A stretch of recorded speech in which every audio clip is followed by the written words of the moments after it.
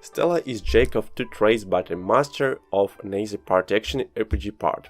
Farming Simulator is a game that tries to blend two very different styles of gameplay, and for the most part it does so successfully, or at least successfully enough, that it's always enjoyable on at least a fundamental level at the same time, however necessary aspect. For the experience feels like it's fleshed out enough, which means that Harvestella is never anything beyond predictably satisfying in any of its core mechanics, and often with plenty of raw edges.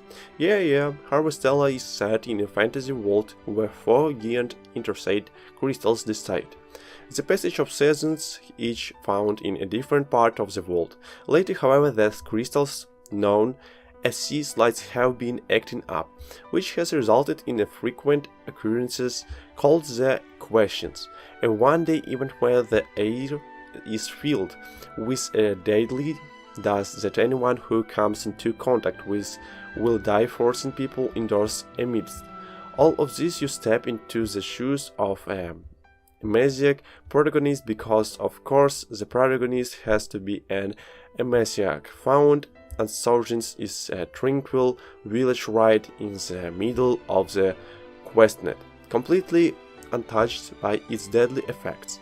Foreign story here has some interesting ideas and tropes, and some introducing elements like time travel, for instance, while its fantasy world also feels surprisingly rich and fleshed out. Of course, I don't want to overstate things. This story is fine for what it is, if not extraordinary by any stretch of the imagination. It does a decent job of keeping you invested, and if nothing else, it's far more comprehensive than what you would ordinarily find in games, where one of your primary focuses is farming. For the most part, the story does not feel like it interports the relaxed farming gameplay loop too much either, so conversely that relaxed structure does impact the story's pacing at times.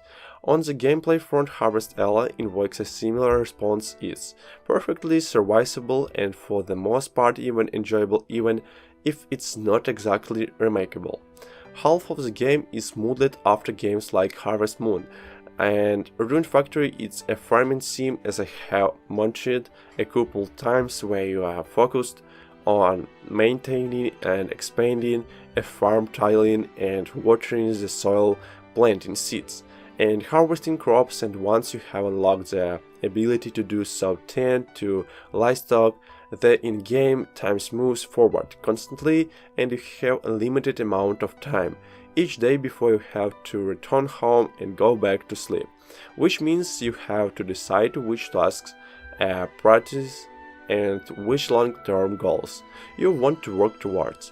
Foreign also allows you to explore the town where you have made your home and get to know its dense size. That is done through side quests, which tend to focus on various NPCs and party members, and while I would not exactly describe any of them as standouts or highlights of the games, there is enough good ones to make sure that the side quests don't feel like a hindrance, even though side quest design and structure at its core mostly tend to be pretty toward improving your relationships and bonds with characters is also something that Harvestella lets you do, as the farming sims often do, and while the game's cast does not have any characters that will live long in memory, the activity at its core is engaging enough. All the expected gameplay mechanics are here, from keeping an eye on your stamina throughout the day and being able to upgrade and improve your house, to gathering resources and crafting useful new equipment and more. So Harvestella tends to keep things simplistic for the most part. It never feels too restrictive, and the tools it affords to expand your farm and improve the efficiency of your farming feel valuable for If you are expecting something that rivals the depths of, say, Harvest Moon's vibrant sea mechanics, you will be left wanting to other half of Harvestella. It's an action RPG. Thanks for watching, subscribe to my channel. I await you in next video. Goodbye.